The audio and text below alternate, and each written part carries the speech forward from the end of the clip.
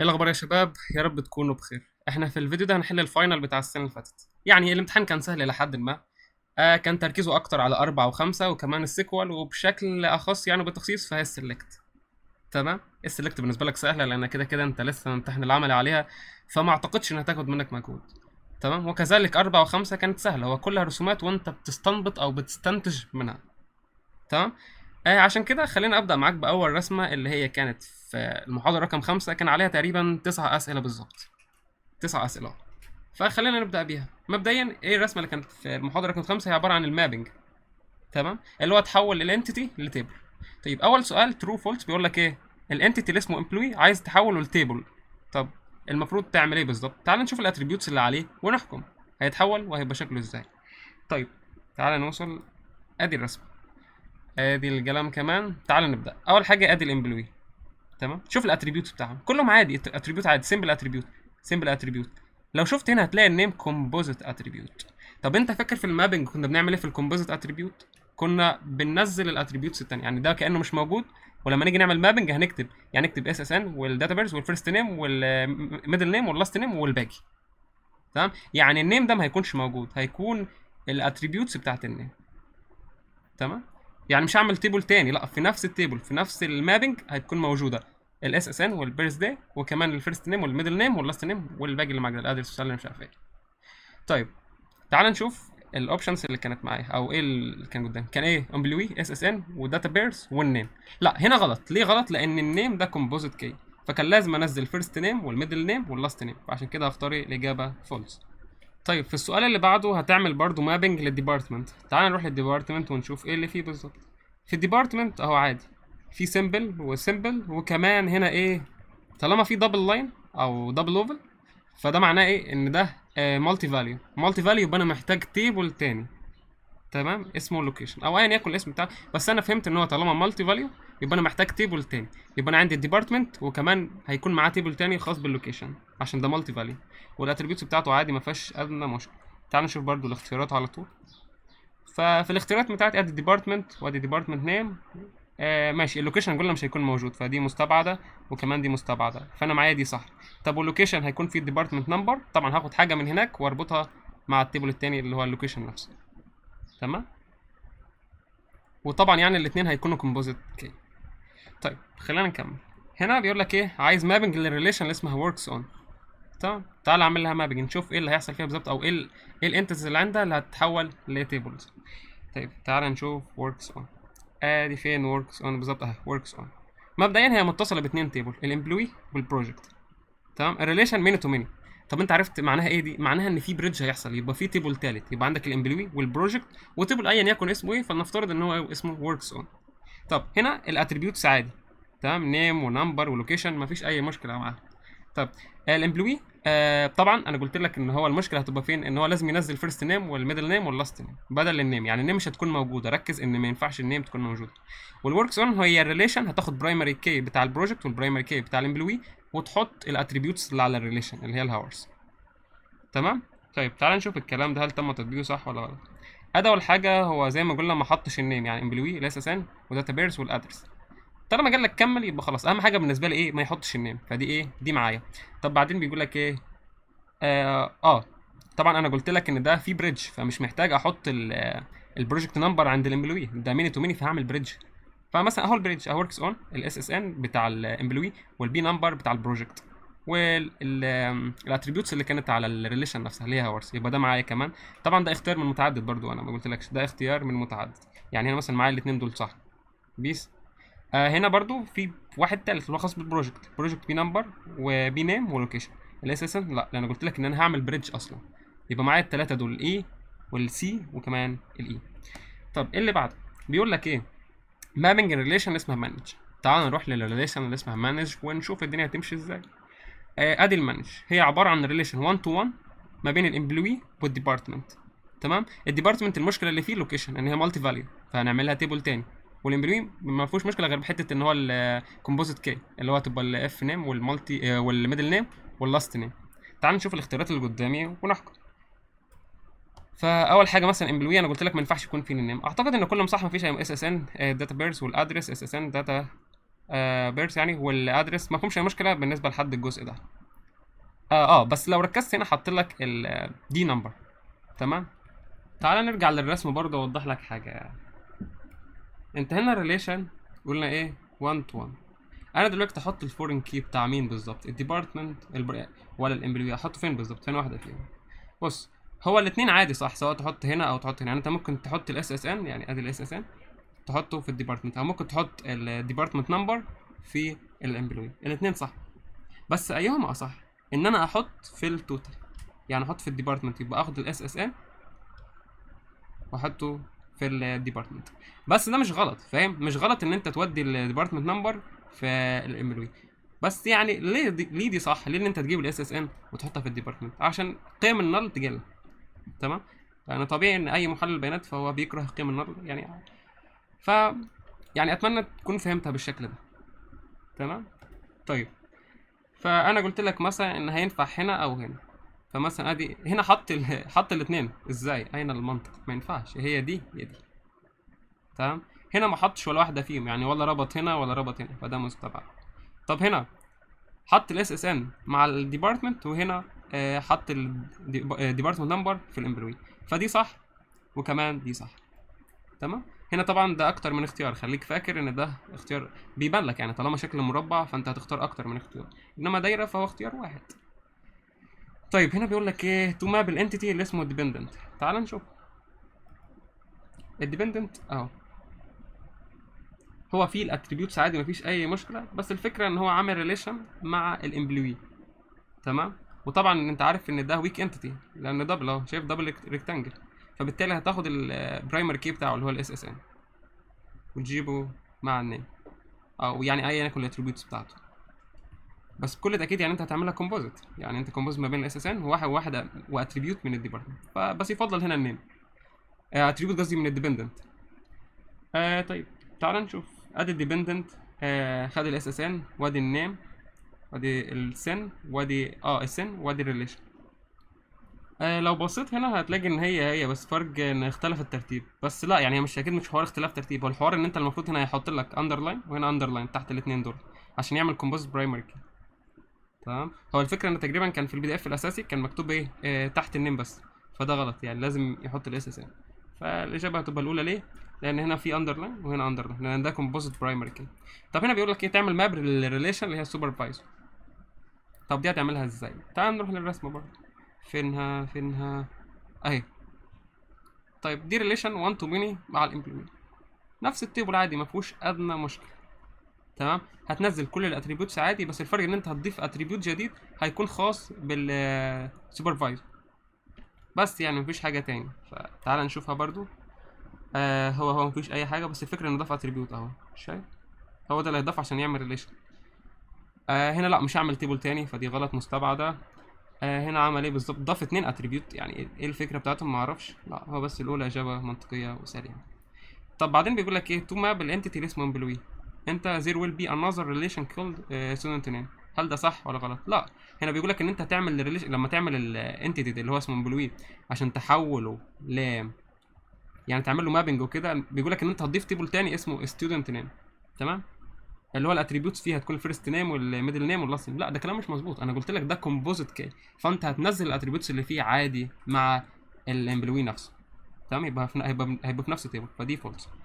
طيب يقول لك ايه؟ فور الريليشن اسمها مانج، ايهما افضل المور افيشنت مابنج. اهو ده اللي انا اتكلمت فيه. فاكر انا قلت لك ايه؟ انت هتضيف ايه بالظبط في الريليشن 1 تو 1؟ انت بتضيف الفورين كي في ايه؟ في التوتال. طب مين هنا التوتال؟ هو الديبارتمنت. تمام. لانه ما ينفعش يكون موجود ديبارتمنت من غير موظفين، فهيكون التوتال هو الديبارتمنت. طيب برضو كتاكيد برضو من الرسمه، يعني انت بص على الرسمه افهمها من الرسمه اهو. ادي فين الديبارتمنت اهو توتال، طالما دبل لاين هنا يبقى توتال، انما هنا بارشل، فاروح للتوتال واحط فيه الاتريبيوت اللي هو الفورين كي اللي هو الاس اس ان. طيب في حاجه تاني؟ لا بس كده خلاص. طب هنا بيقول لك ايه؟ سؤال تاني. الكنترولز، عايزك تعملها مابنج. تعال نشوف الكنترولز ونشوف الدنيا. ادي الكنترولز. مبدئيا هو انت عندك انتيتي اسمه بروجكت، ده سليم ما فيهوش اي حاجه بالاتريبيوتس بتاعته. وعندك تيبل تاني او انتيتي اسمه ديبارتمنت، الفكره اللي فيه اللوكيشن، فهتعمل واحد تاني اسمه لوكيشن. تمام، ده الفكره باختصار. تعال نشوفها برضو اهو. مبدئيا انت عندك الديبارتمنت نيم، و ثانيه واحده كده، تعال نشوف الريليشن كان شكلها ازاي برضو. يعني انت الريليشن كانت 1 تو ماني، تمام، فانت هتروح في المنيو وتحط، يعني هنا البروجكت، يبقى انت هتروح في البروجكت هتحط ايه؟ النمبر بتاع الديبارتمنت. تمام، مش بيكتب ليه؟ يبقى انت هتاخد النمبر بتاع الديبارتمنت وتحط في البروجكت. تعال نشوف مثلا، نبدا بالبروجكت، ادي بروجكت نمبر وبروجكت نيم ولوكيشن. تمام، فهو لا مش كامل، لان انت محتاج الديبارتمنت نمبر، فدي الكامله، فدي تمام مظبوطه معايا الاي. طيب، بالنسبه للديبارتمنت، هل انا مثلا هنا محتاج البروجكت نمبر؟ لا، لان انا خلاص وديت الديبارتمنت نمبر حطيته في البروجكت، دي 1 تو ماني، فخلاص يبقى اختار اللي من غير البروجكت نمبر اللي هو الاولى. يبقى انا المفروض كان في واحده ثالثه كمان اللي هي اللوكيشن بتاعه الديبارتمنت. تمام، بس طالما مش موجوده فخلاص. طبعا الاجابات دي مش مظبوطه، بيس، الاجابه دي مش مظبوطه بتاتا. طيب خلينا نكمل. هنا ده سؤال كان سهل، بيقول لك ايه؟ عايز correct mapping من الاخر، يعني البيرسون. تعال نفكر، ماشي، الريليشن هنا ميني تو ميني، فانا محتاج بريدج. نفترض مثلا سميناه كواليفيكيشن، هو سماه هنا كواليفيكيشن، هنحط فيه الان اي دي وكمان الاكزام اي دي، ففعلا مظبوط، ان اي دي واكزام اي دي وكواليفيكيشن ديت، فده مظبوط وكده معايا. هو عايز الغلطه، تمام، آه آم، او عايز الكوريكت، معلش، ار كوريكت، ففعلا مظبوط الكواليفيكيشن. طب بالنسبه مثلا، تعال نروح للبيرسون. البيرسون الان اي دي والنيم بس، مش محتاج حاجه تاني، فاهم؟ فادي البيرسون مظبوط، يبقى دي معايا. طيب الاكزام، هل انا محتاج اربط بالان اي دي؟ لا، لان دي ريليشن ميني تو ميني، فانا حطيت اصلا بريدج، فمش محتاج الان اي دي بتاع البيرسون، فبالتالي هشطب، فهتبقى دي، يبقى معايا الاي والبي والدي، سي غلط. طيب اخر سؤال برضو بالنسبه للرسومات، هنا بيقول لك ايه؟ ان attributes of E ده entity وده entity relation 1 to many. حلو خالص. هل انا محتاج اي بريدج؟ لا، يبقى كده معايا التيبل وادي 2. تمام، ركز بقى في الاتريبيوتس. بيقول لك ايه؟ وير الاي 11 ده هي عباره عن كي اتريبيوت، ما بيأثرش. طب بيقول لك بالنسبه للاتريبيوتس بتاعت اي 2 هي عباره عن اي 21 22 اي 23. وير الاي 21 هي كي اتريبيوت، ما علينا، مش بتأثر برضو. اند الاي 23 از مالتي فاليو اتريبيوت. طب احنا برضو اتكلمنا في نقطه المالتي فاليو، انت المالتي فاليو محتاج تيبل تاني. تمام، محتاج تيبل تاني زي حته اللوكيشن في السؤال اللي فات، يعني هنا فاكر هنا، فانا قلت لك محتاج للوكيشن تيبل تاني احط في اللوكيشن، بيس. فبالتالي انت هنا محتاج تيبل تالت، يبقى تيبل بتاع E1، تيبل بتاع E2، وكمان تيبل هيكون خاص بالاي 23 ده، او الاتريبيوتس يعني القيم اللي فيه، يعني عشان بيقول لك مالتي فاليو. فالاجابه صح هي 3 تيبلز. طيب ما فيش اي رسومات تاني كده، احنا الحمد لله يعني خلصنا من الرسومات. يلا بينا بقى على الجزء لحد ما نظري بلس السيكوال، وكان جزء لذيذ وسهل، فيلا بينا. طبعا بفكرك ان البي دي اف ده اكيد هسيبه لك تحت برضو عشان ما تتعبش نفسك كتير. ومعانا ومعاكم اول سؤال. طيب يقول لك ايه؟ which SQL query is used to remove table and all its data from database. يعني هيمسح التيبل كله بالداتا بتاعته، يبقى ايه؟ اكيد دروب تيبل واسم التيبل. تمام، التر اكيد لا، ديليت لا، اصلا مفيش حاجه اسمها ديليت تيبل نيم، اسمها ديليت فروم. مثلا عايز تمسح داتا معينه من تيبل معين، ديليت فروم، بعدين اسم التيبل، وبعدين وير، تحط الكونديشن اللي انت هتعمل على اساسها فلتريشن للداتا. طب هنا بيقول لك في الريليشن موديل الفاليو بتاعت اي فورين كي كان بي ايزر، يعني ممكن تكون a value of an existing، يعني عباره عن value بتاعت برايمري كي بشاور عليه اللي هي ريفرنس ريليشن، اور كان بي نل. مظبوط، يعني انت الفورن كي عادي يكون او هو اجباري، يعني عادي يكون قيمه موجوده في تيبل تاني اللي هو الريفرنس بتاعه، تمام، او يكون نل. غير كده ما ينفعش، يعني انت ما ينفعش تحط لي قيمه مش موجوده في التيبل الاساسي اللي انا عامل ريفرنس منه. تمام، فهنا الاجابه فعلا مظبوطه وترو. طيب هنا بيقول لك ايه؟ display all classes، اظهر كل الكلاسز and total number of students in each one. هو قال لك each one دي بتشاور على ايه؟ الكلاسز. تمام، ففي جروب باي كلاس. تمام، افهمها كده، جروب باي كلاس. طب تعالى نمشي واحده واحده مع كل نقطه بنمشي، او عايز تخلصها عادي شوف، بس انا بحب بصراحه استبعد بالاخص في السيكوال عشان ما تلخبطش، يعني يفضل تعمل كده عشان ما تتلخبطش. فانا اول حاجه مثلا قلت لك ان في جروب باي بتاع ده، جروب باي كلاس، ادي جروب باي كلاس. بس لو لاحظت لا عادي مظبوط بعديها هافنج، مفيش مشكله لحد دلوقتي. طب هنا ايه؟ ادي الوير بعدين جروب باي، ماشي، جروب باي كلاس. طب هنا ايه جروب باي، بعدين جه بعديها الهافنج برضو ما زال عادي. طيب تعال نكمل. يعني مبدئيا انت في بتاع ده في الهافنج انت بتستخدم اجريجيشن فانكشن بس، فده مستبعد. تمام. طيب فين الهافنج التانية؟ جروب باي هافنج كاونت، ماشي. مبدئيا انا مش عايز انا عايز، هو بيتكلم الكاونت بتاع الماركس، ما بيتكلمش على الكاونت اللي هو الكاونت بتاع الكلاس نفسه او عدد الفصول، فبالتالي برضو هستبعدها. تمام. تعال نكمل. count only a student who has scored more than 450 درجة. تعال نشوف بقى اللي قاعدنا اللي هي بي.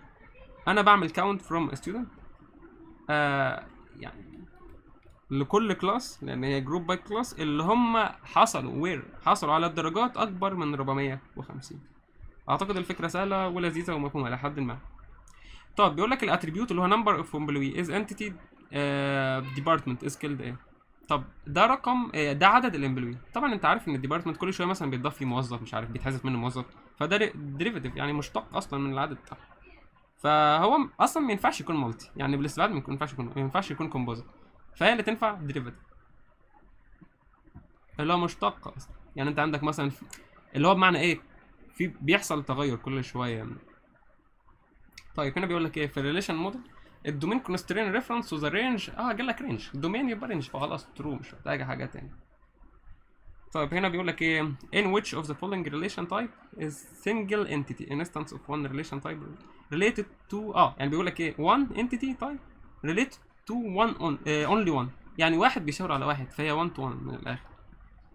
بس اعتقد واضحه وسهله وسليمه.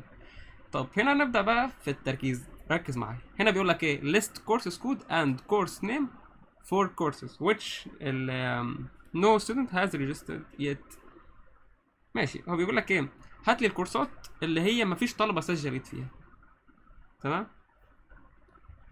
طيب تعالى نمشي كود برضه. يعني هنا عادي يعني بص تعالى نقارن. لحد دلوقتي كله لحد ما متشابه. تمام. برضه لحد دلوقتي كله متشابه. طيب انا دلوقتي لو شفت هو هتلاقيه في كل الاختيارات استخدم نستد كويري او سب كويري. طب فكرتها في كل الاختيارات هي عباره عن ايه، بترجع الكود بتاع الريجستريشن. يعني انت هتروح لتيبل اللي اسمه ريجستريشن، هترجع منه الاكواد اللي تم التسجيل بيها. تمام. وتبدا تقارن بقى. طب انا الفكره ايه باختصار، انا عايزه ما يكونش موجود في القيم في السي كود اللي هو سجل، فايه نوت ان. اعتقد واضحه يعني. فالاجابه الصحيحه هي دي ان. يعني انت بتقول له سجل هات لي اي نيم اللي هي السي نيم اللي هي الكورس نيم يعني اللي موجود في الريجستريشن. فلا انا مش محتاج نوت ايكوال. مفيش حاجه اسمها نوت ايكوال. ايكوال ازاي ايكوال؟ ده انت هنا هترجع اكتر من رو، فانت مضطر تستخدم اللي هي ان او اني او اول. تمام. والحاجات دي برضو اتشرحت في السيكوال واحنا بنشرحها مع بعض. طيب اللي بعده بيقول لك الديبندنت اوف ريليشن شيب هي عباره عن ايه. يعني لو بصينا برضو للرسمه عشان تبقى واضحه اهو، شايف الديبندنت هي عباره عن ريليشن ماست ان هي تكون توتال من ناحيه الديبندنت اجباري. تمام. لان طبعا انت عارف ان الامبلوي ممكن مش شرط ان يكون ليه ديبندنت، بس الديبندنت شرط ان يكون ليه امبلوي، فبالتالي هي توتال من ناحيه الديبندنت. فلو رحنا هتبقى ايه must be total on the dependent entity side من ناحيه السايد بتاع الديبندنت. طب اللي بعده بيقول لك ايه select count asterisk from a student. this SQL statement in general بتساوي ايه. طيب مبدئيا انت شايف ان كلهم ممكن يكونوا واحد. هو الفرق في الاتريبيوت اللي هو حاطه سيتي نيم رول نمبر. او بشكل اساسي رول نمبر اللي هو ده طبيعي ان هو يكون برايمري كي، فاجباري انه بيحط قيمه اللي هو بيقول لك ايه نوت نال. انما النيم ممكن ما يدخلش اسم، ممكن ما يكونش حاطط كونسترينز. طب السيتي برضه نفس الكلام، ممكن ما يكونش حاطط كونسترينز اللي هي نوت نال. كذلك الماركس. فاهم الفكره؟ يعني هو هنا الاستريك هيعد كله صح حتى لو كان نال. ركز يعني حتى لو كان نال فهيعده. ففي الحاله دي يعني في الرول نمبر اصلا مفيش نال، فبالتالي يعدهم كلهم. ان مثلا في النيم لو انا كتبت نيم، نفترض ان كان عندي مثلا 5 كولمز 5 روز جزء، فانت في روح حطيت مثلا قيمتين نال، حطيت مثلا قيمتين نال في عدد الروز، فبالتالي اتبقى لك 3 ما فيهمش نال مثلا في السيتي، فبالتالي دي هترجع لك كام؟ دي هترجع لك 3. انما دي هترجع لك كام؟ 5. دي برضو مثلا لو في النيم ما دخلتش 2 فبرضو 3 وكذلك دي. وصلت؟ لان ده برايمري كي ونوت نال، دي اهم نقطه. طب هنا بيقول لك ايه we represent the relationship between course and their request course using a unary relationship. بالظبط، يعني هي مش باينري اكيد لان انا بشاور على نفسه فهي يونري.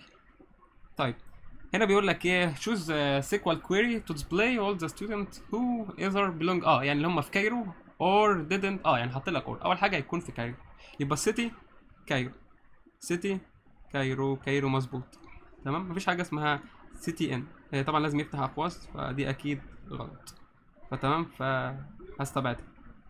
بعدين بيقول لك ايه and ركز ثانيه لا city لا قال لك or فاهم قال لك or يبقى انا هستبعد and يبقى دي هستبعدها تمام. وقال لي ايه قال لي ان عدد الدرجات did not get marks above 400 يعني ما خدش درجات اعلى من 400 يبقى خلاص يبقى or not mark هتبقى اقل من بتاع ده اكبر من 400. طيب هو بيقول لك هو طبعا ده مالتي اكتر من اختيار مالتي تشوز فبيقول لك يعني تختار اكتر من واحده. طيب دي صح معايا.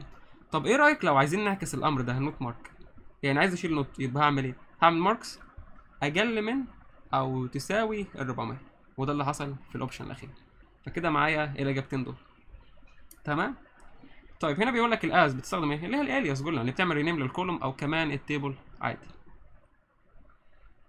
طيب هنا بيقول لك ايه find the total purchase amount for every customer ID تمام for every customer لكل كاستمر توتال تمام يبقى توتال يبقى خلاص يبقى انت هتعمل جروب باي كاستمر اي دي اول نقطه. طيب بعدين بيقول لك ايه then list those customer with a total ماشي يعني انت هتعمل ليست ماشي amount لازم يكون ان هو اكبر من مور ذان ال 2000 يبقى اول حاجه قلنا على الجروب باي كاستمر اي دي كلهم عاملين جروب باي كاستمر اي دي فمفيش مشكله في الجروب باي كاستمر اي دي. طيب بعد الجروب انا بعمل الهافنج مش بعمل الوير تمام. الوير جاب لي الجروب باي فمستبعدين يبقى قدام الاثنين دول الهافنج والهافنج تمام. طيب انا قلت ايه هل انا قلت ماكس ولا قلت سم؟ انا قلت سم فخلاص يعني انت تحلها بالاستبعاد فالاجابه عندك الصحيحه هي بي تمام. طيب خلينا نكمل على اللي بعده. هنا بيقول لك ايه which of the following data must be must not be null اكيد البرايمري كي الفورين كي عادي ينفع تمام.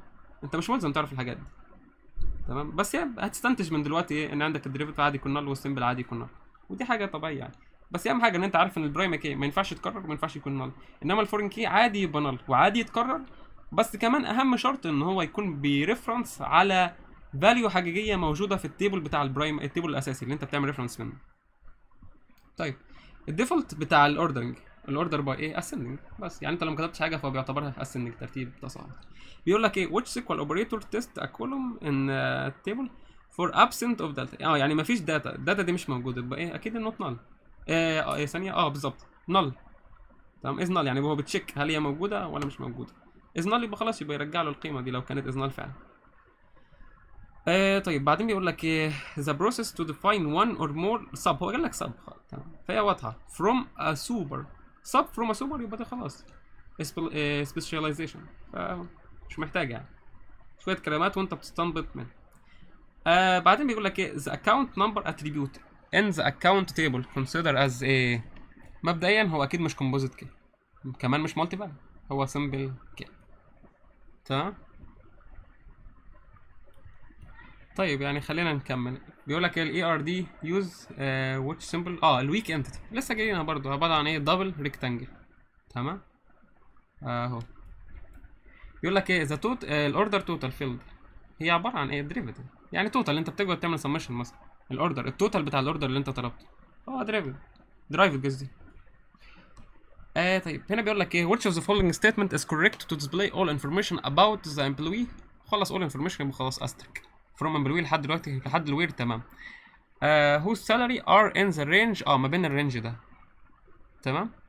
ان لا ان انت عارف ان اور يعني يا دي انما لا في الرينج ده فخلاص استبعد دي. طيب not between لا مش كده يعني not between يعني بيقول لك ان هي ما تكونش ما بين القيم دي اكيد لا امر مستبعد. طب بيقول لك ايه not between برضه لا ما هي مستبعد برضه يعني هي فرق القيمتين اللي عملهم. السالري بتوين ال 1000 وال 5000 فهي دي المظبوطه تمام. هو بس يفضل يعني صراحة ان نسأل هل الرينج دي مقصود بها ايه بالظبط، هل مقصود ان القيم دي تكون موجودة ولا لا. بس عامة نحطها في الحسبان، يعني لما سألت فلا، يعني هي موجودة القيم دي، فانت هتستخدم بتوين ال1000 والاند ال5000. طيب هنا بيقول لك ايه، يعني جايب لك سلكتايه بيقول لك ايه which of the following should be used to find المين. عارف ايه هو المين؟ عارف البروبابيلتي؟ اهو المين ده هو الافريج.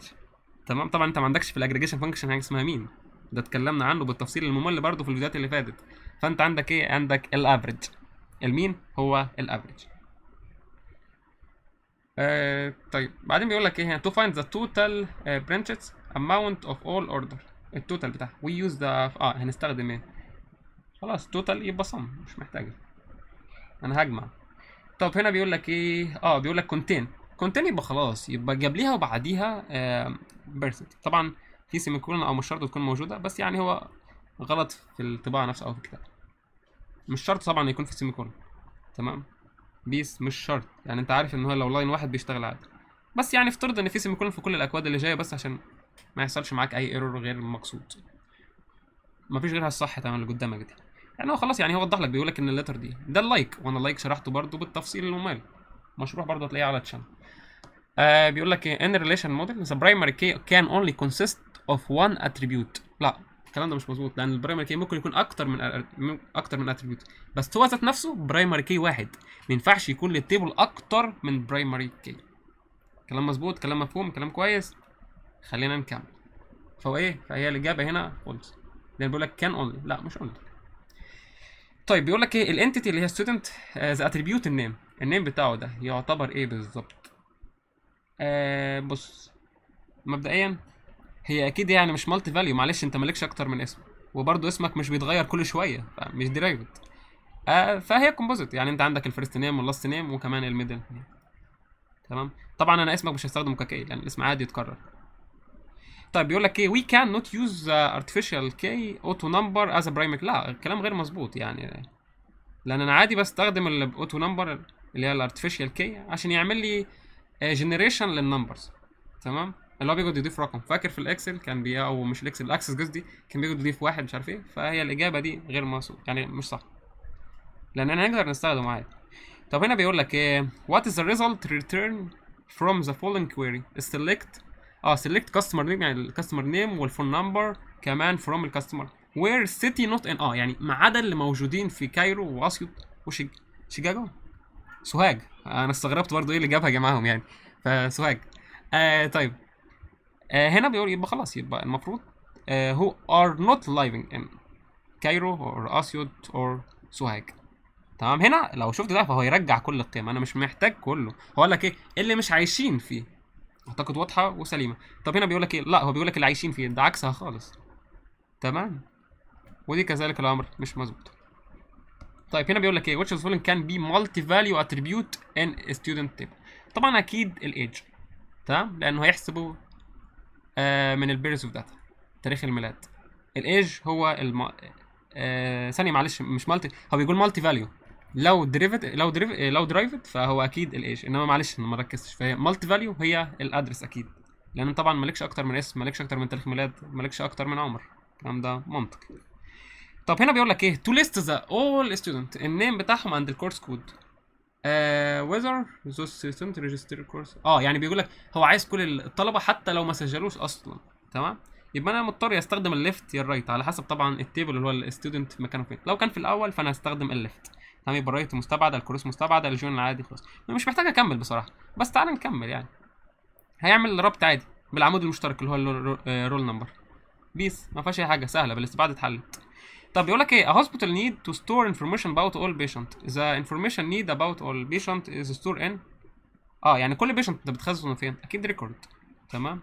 ريكورد هو التابل، هو كمان الرو.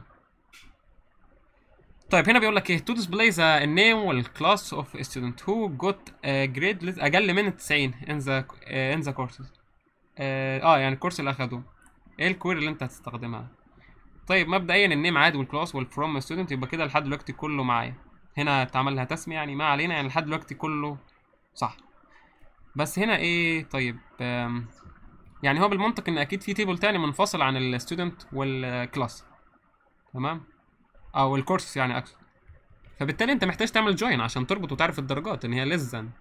فالوحيده اللي قدام اللي كان فيها ربط هي دي. تمام، اند الجريد اقل من 90. تمام، يعني اتمنى تكون واضحه وسليمه. طبعا هنا ما ربطش بالجوين، هو عادي استخدم الوير، ما فيهاش اي مشكله. يعني عمل فروم 2 تيبلز عادي اهو، وعملهم الايزنج او الياس يعني، وربط ما فيش ادنى مشكله. وكمان حط لك كومبوزيت اوبريتور اللي هو الاند مع الجريد ان هو يكون اقل من 90، وده المطلوب. طيب which of the following sequel statement is correct؟ تعال نشوف، يعني اكيد في واحده غلط. مبدئيا مفيش حاجه اسمها اند، يعني تحط كولومز وما بينهم اند. مفيش اور برضه، هي كوما، مفيش غيرها، دي الصح المظبوط. طيب ايه to complete description of database which is described is design a phase and it's بيقول لك ان هي يعني بتتغير نادرا اصلا تشينج. لا خلاص، هي السكيما اللي عارف ايه. هي السكيما هي الحته اللي هو لما انت تكريت التيبل وتكتب كرييت تيبل اسم التيبل مش عارف، تفتح اقواس وتحط ايه جواها، تحط الكولومز. بتحط الكولومز بالظبط، اسم الكولوم والداتا تايب بتاعه والكونسترين. هي دي السكيما. هل انت بتقعد تغير فيها ولا انت ايه اللي بيتغير دايما في الكونسيبت؟ اكيد الداتا نفسها اللي انت بتدخلها. تمام، اتمنى تكون واضحه لك برضو النقطه دي. يعني انت السكيما ما بتغيرهاش غير نادر، يعني انت بتستخدمها مع امر التر لو فاكر. طب بيقول لك ايه ان اني اي ار دي كل الريليشن شيب كان هاف اتريبيوت اون ذيم. عادي، يعني انت بتحط كده اتريبيوت على الريليشنز، فترو مش ادنى مشكله. وده برضه شفناه في الرسمه اللي فاتت. which of the following command are used to determine the number of rows؟ عدد الروز اللي هتعملها return from a query. اكيد الليمت هي اللي بتحدد عددها. برايمر كي ماست بي نوت نل اكيد، وان هو يكون يونيك مميز وما بيتكررش، يبقى الاثنين بوز A and B. وات از ذا كوركت اوردر؟ حلو، ده سؤال حلو خالص. عايز الكوركت اوردر بتاع السيكوال كويري. مبدئيا السلكت اكيد اول حاجه.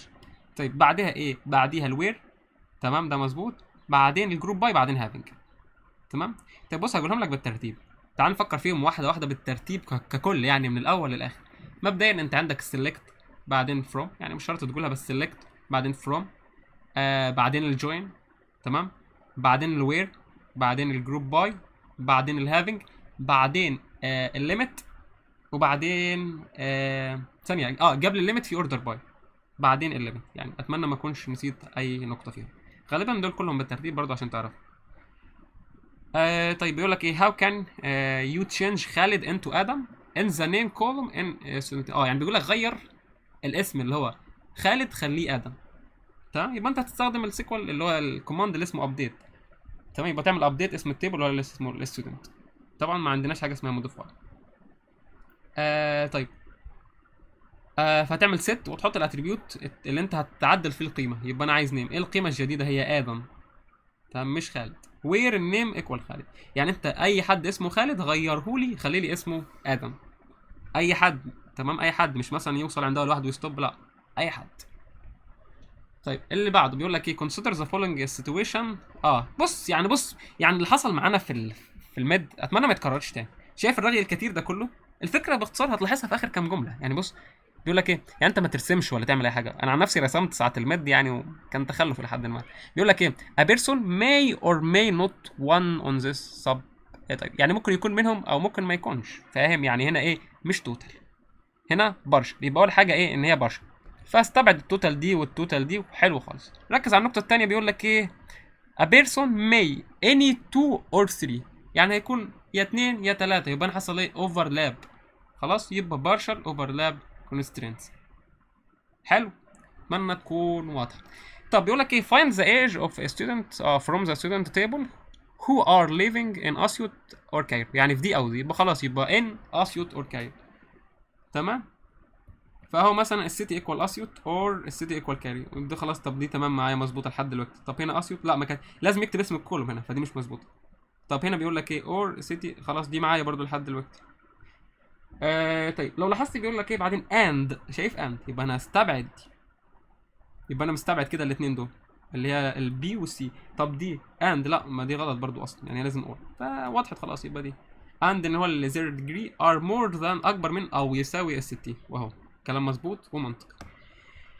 طب هنا بيقول لك ايه اتش انتيتي اللي هو الاي بارت ثانيه بارتيسيبيت ان ات ليست من اند ات موست ماكس. دي خلاص واضحه، المين والماكس نوتيشن. الانستنس اوف ريليشن ار، يبقى خلاص يبقى زي ما قلنا من ماكس نوتيشن. طيب بيقول لك informal relation model a column in a database. يعني الكولوم في الداتابيز ممكن تسميه بايه؟ ممكن تسميه بفيلد or attribute. تمام، الاثنين صح. انما الريكورد ده فهو ريكورد تابع للرو. تمام، وكذلك التابل برضو تابع للرو. التيبل اسمه ريليشن. تمام، اعرف الحاجات دي لان كده هتسال في سؤال تقريبا على نفس الصيغه برضو جاي. طب هنا بيقول لك ايه the constraint is used to ensure that every value in particular column has a different value. قيم، يعني هو بيقول لك ايه constraint يتاكد ان القيم مختلفه، قيم فريده يبقى ايه اليونيك. نوت نال يبقى يتاكد ان هي ما فيش قيم فارغه. تشيك بتشيك على اساس كونديشن معين انت بتحطها له. ديفولت يبقى انت بتحط له قيمه افتراضيه لو اليوزر ما دخلش داتا. طيب ركز معايا بقى في الحته دي. if we have two table اللي هو الاوردر and salesman. salesman بيقول لك اللي هو اللي بيبيع الاوردرز. write SQL query to display order IDs each by salesman. تمام، اللي هو يعني تم تبص مثلا للسيلزمان ادم. يعني في بني ادم اسمه ادم. حلوه دي، بني ادم اسمه ادم. from orders table. تمام، بيقول لك ان select all correct answer. ده معناه ان في اكتر من اجابه صح. طب تعال نفكر شويه بالمنطق. انا ممكن اعمل ايه؟ ممكن اروح للجدول اسمه orders واجيب ايه؟ هو في فكره اسهل. يعني انا ليه ما اروحش للتيبل اللي اسمه سيلزمان وارجع الاي دي بتاع كل سيلزمان اللي هو اسمه ادم واقارنه بالاوردرز بقى هناك، بالسيلزمان اللي هو موجود في الاوردرز، وتحط لك وكل اوردر مثلا موجود في او يعني السيلزمان بتاعه بيطابق السيلزمان بتاع ادم، فخلاص يبقى اعمل لي ريتيرن ليه. تمام. يعني مش عارف، يعني انا مستغرب بصراحه ان هنا في ايكو يعني لحد ما. ليه؟ لان هنا عمل لي وير ان النيم اسمه ادم. طب افترضنا ان في اكتر من حد اسمه ادم، فاهم الفكره؟ فبالتالي كان هيرجع اكتر من رو. بس هنا تقريبا يعني لو شفت تلاقيهم كلهم ايكوال، فده بافتراض ان هو واحد اللي اسمه ادم بس، مفيش غير ادم في التيبل اللي عندي. طيب كويس خالص يعني. تعال نقرا الكود ده. هي عباره عن ايه؟ هنا بيعمل ايه؟ عمل سب كويري بترجع الاي دي بتاع السيلز مان اللي اسمه ادم، وبتشوف هنا ايه الاوردر. بتشوف ايه السيلز مان اللي موجود في التيبل بتاع الاوردر. يعني انت كل اوردر ليه سيلز مان بتاعه صح؟ فبتشوفه لو هو بيساوي نفس الاي دي بتاع ادم فخلاص اطبعه له. فدي خلاص مظبوطه ومعايا. طب ممكن اعملها بطريقه تانية. ممكن اعملها بالوير عادي. فكرتها سهله وبسيطه. اللي هو عادي انت ماشي كله مظبوط. يعني ادي الاوردر اي دي فروم اوردرز او سيلز مان اس وير. يعني انت حطيت ان انت وير ان الاو ربطتهم عادي كانك بتربط بنفس طريقه الجوين. تمام. وحطيت الكونديشن الثانيه اللي هي and النيم ايكوال اد. يعني اتمنى تكون واضحه ومفهومه. طيب ننقل على اللي بعده. بيقول لك ايه it is used to create database table. يعني انت بتستخدمها عشان تكريت database or table and modify their structure. هي data definition language سهله وبسيطه ومش محتاجه. فهي data definition اللي انت بتستخدمها عشان تعمل مثلا insert للداتا or update or delete. فهي data manipulation language. تمام. الكويري عشان الداتا كويري لانجوج بتعملها عشان تستخدم تعمل ريتريف للداتا. طيب هنا بيقول لك ايه to list student name who didn't register. يعني ما سجلوش ثانيه. ما كتبوش في السيتي بتاعتهم، ما دخلوش السيتي بتاعتهم دلوقتي. ايه الكوريكت كويري؟ يبقى خلاص يبقى مفيش حاجه. طبعا انا ما بقولش ايكوال نل بتاتا. ليه؟ لان النل دي اصلا مش فاليو اقارن بيها. لا مش فاليو خالص. فهي في حاجه اسمها از نل. بس هو بيقول لك ايه انا عايزهم اللي هم didn't اللي ما سجلوش في المدينه. يبقى خلاص يبقى از نل. فالاجابه دي اجابه يعني مظبوطه. طيب خلينا نقول على اللي بعده قصدي اللي هو 65. the value in foreign key could be repeated. مظبوط true repeated وكمان تبقى not null. يعني هي المعلومات بتتكرر يعني. طيب بيقول لك what is او are an advantage of database. طب ايه هي مميزات؟ طبعا ده السؤال ملغي طبقا لان الكلام اللي اتقال ان احنا المحاضره الاولى ملغيه. بس بما انها جت فتعالى نحل. طبعا هي انت بتخزن فيها داتا، وطبعا انت بتعمل سيرش اسرع او تعمل فايند انفورميشن كويكلي اسرع. فاكيد الاثنين مظبوطين. طيب ركز برضو على الكويري دي لان الواحد بيعمى حرفيا وهو بيبص عليها، فركز عليها. طب هنا بيقول لك ايه ليست ستودنت نيم كورس نيم. طبعا فضلت ان انا ما اجيبهالكش الوان برضو عشان طبعا انت الامتحان قدامك ابيض واسود. بيقول لك ايه list student name والكورس name and the grade of the student who get the maximum grade in course. طيب مبدئيا انت هنا في السؤال ده محتاج 3 tables. registration ولا student وايه تاني وايه تاني وايه تاني بالظبط.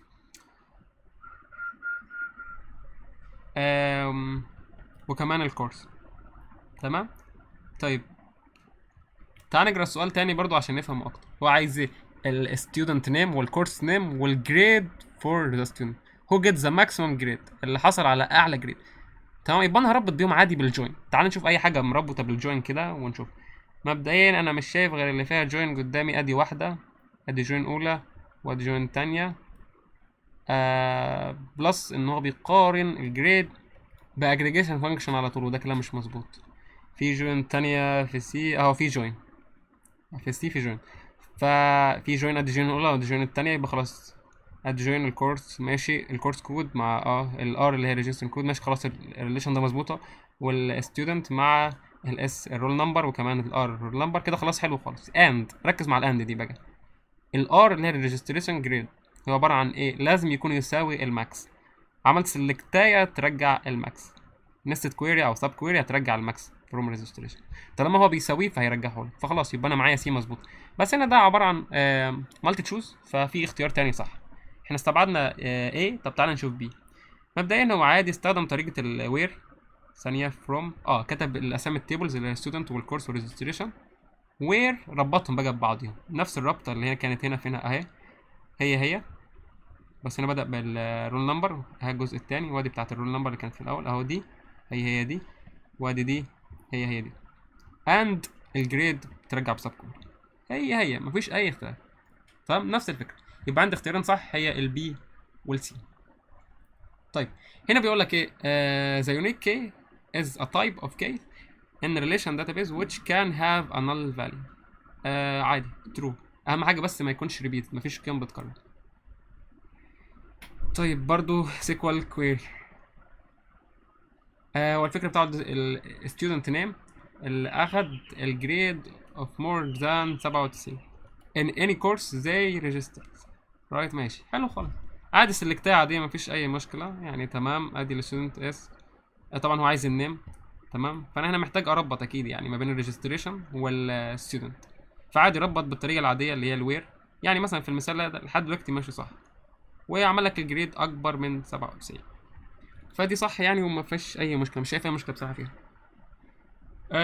طيب هنا بعدين ايه الفرق مثلا؟ تعال نشوف بيه النيم الستودنت والكورس ليه جاب لي الكورس، اعمل بها ايه بالظبط؟ تمام، وهنا ربط غلط، فاهم؟ الرول نمبر مع الكورس كود ربط غلط، فده مستبعد. طب السي طبعا هو في مالتي تشوز برضه. select name from student where الرول نمبر ان هنا هترجع ايه؟ الرول نمبر بتاع ريجستريشن، هترجع الرول نمبر بتاع الريجستريشن اللي هو يكون اكبر من ال 97، ويقارنه بقى مع كل ستودنت والرول نمبر بتاعه. تمام، يعني اعتقد سهله وبسيطه، فبرضه ده معايا مفيش اي مشكله فيه. طب هنا ده ليه مستبعد؟ فين الربط؟ فاهم؟ مفيش ربط. طيب خلينا برضو نكمل. برضو كويري واحد تعب بصراحه من الكويري دي. مبدئيا بيقول لك ايه؟ list student roll number who get grade less than every اقل من. تمام، يعني باختصار اجيب sub query less than every اقل من كل الطلبه. تمام، يبقى all every، ما قال لك يبقى استبعد any هستخدم all.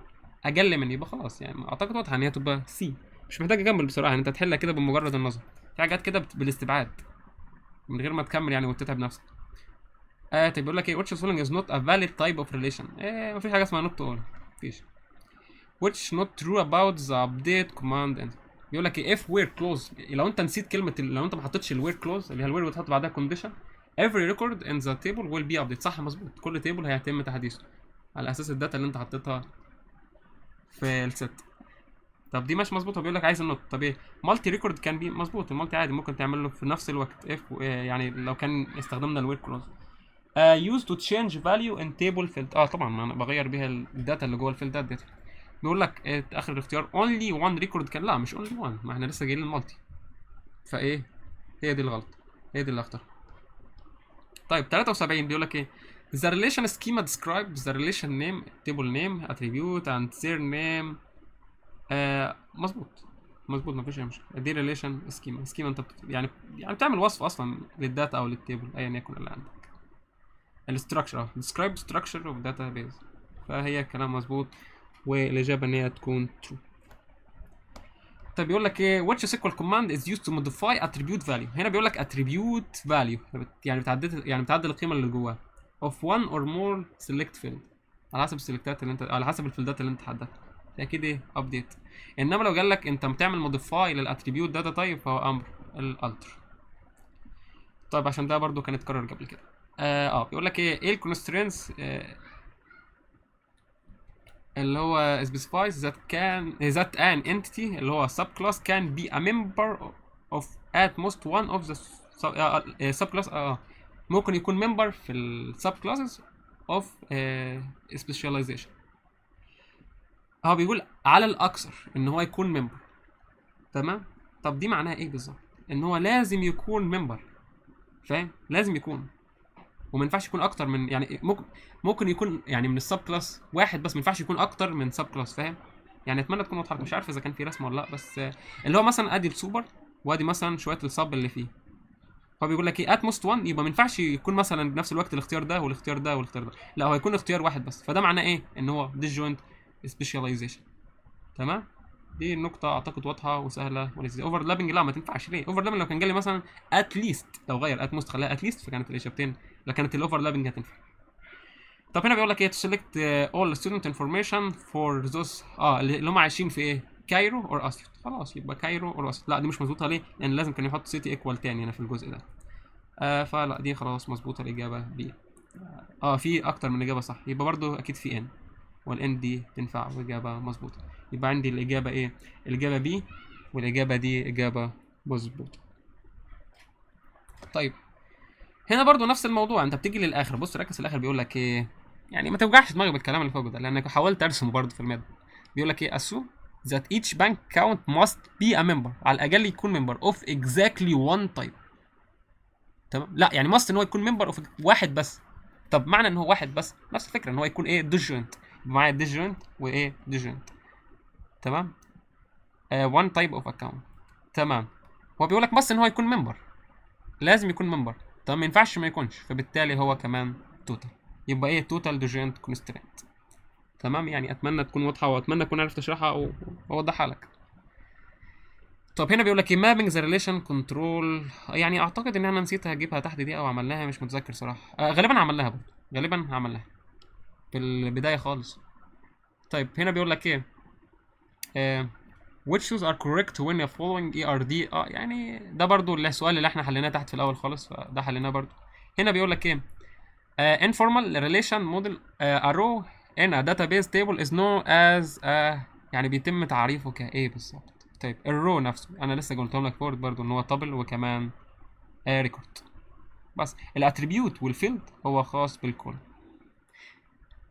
بس ما عنديش حاجه تاني ممكن افيدك بيها بالنسبه للحل الفاينل ده. الفاينل كان لذيذ وان شاء الله هيجي منه كتير. يعني اتمنى اكون بسطت عليك الموضوع، اتمنى برضو اكون بعرف اشرح كويس، اتمنى اكون بعرف اوضح، واتمنى تكون استفدت فعلا. فاكيد مش هوصيك ما تنساش اللايك، ما تنساش السبسكرايب، ولو عندك رأي او عندك حاجه حابب تقولها فمستني اكيد الكومنتات. واشوفك في الفيديو الجاي ان شاء الله. سلام.